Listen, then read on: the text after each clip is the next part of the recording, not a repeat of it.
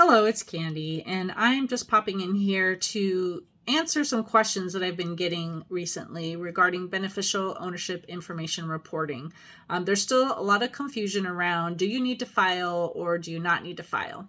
Now, for those who don't know, beneficial ownership is basically part of the FinCEN requirement from the Corporate Transparency Act to give information on who the owners are of the entities. So if you have registered your company with the state, whether you're an LLC or an S corporation, then you are supposed to report your information to FinCEN for anyone that has 25% or more ownership, or anyone who has substantial control, even if they don't have any ownership. So it could be like C-suite executives, or if it's a family business and you have a matriarch who is influencing the decisions of the family, those people need to be reported.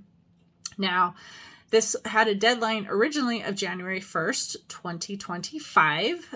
In early December, a court in Texas said they were stopping the requirement, and then the appeals court reversed that decision and said they weren't, able to enforce that.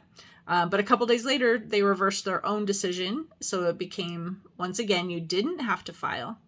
It went up to the Supreme Court, and the Supreme Court said they were not going to uphold the injunction against the filing, so that meant you would have to file. But there are still pending cases, and so FinCEN has put on hold the actual filing requirement at this time.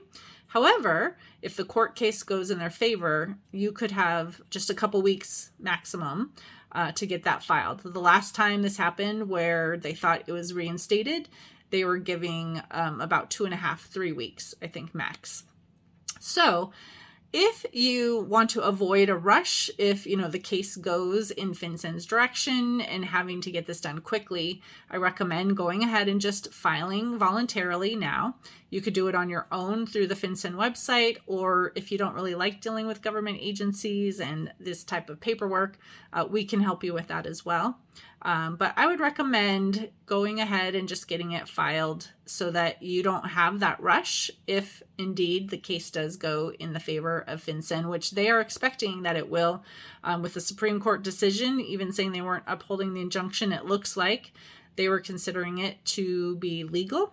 So I just wanted to update you on kind of what's happening, if you should be filing or not. Again, if you want to wait and see what happens, you can.